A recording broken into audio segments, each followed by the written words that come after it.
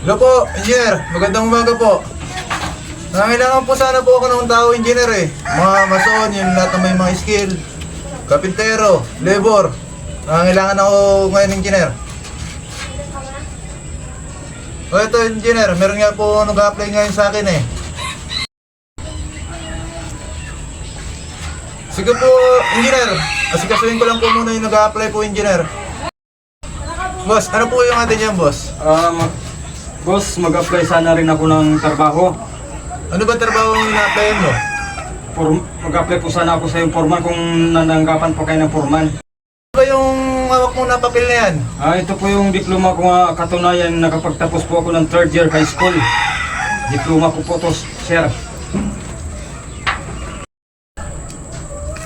Ano ba yan, boss, yung mga papeles mo na yan, boss? So, diploma ko nga katunayan. Nakapagtapos ko ng 3rd year high school.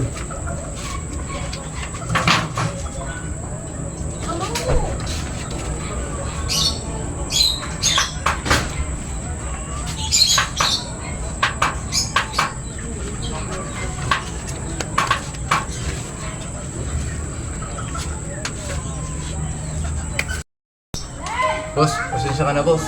Hindi namin kasi tinatanggap to. Tignan na lang din nyo doon sa may ibang kumpanya, baka matatanggap pa rin, boss. Hindi namin kasi tinatanggap to. Tignan na lang din nyo doon sa may ibang kumpanya, baka matatanggap pa rin, boss. Ibig sabihin, boss, di ako tanggap niyan. Hindi, pasensya ka talaga. Baka sa ibang kumpanya, baka doon ka tanggapin. Sige, boss, salamat na lang. Salamat rin. Pasensya na, boss, sa bala. Mauna na ako, boss. O, sige, ingat na. Next! Boss. Magandang hapon po, boss.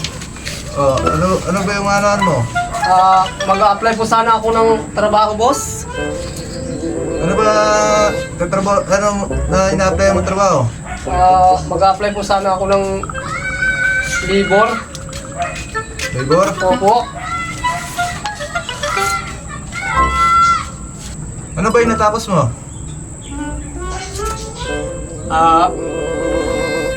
Pasensya ka na, boss. Sa kahihirapan po ng buhay noon, Huwag ka mataranta. hindi po, boss. Inaano ko po, boss, para baka hindi po ako matanggap sa trabaho. Kailangan ko po naman po yung trabaho ngayon eh. Kailangan din kami ng tao.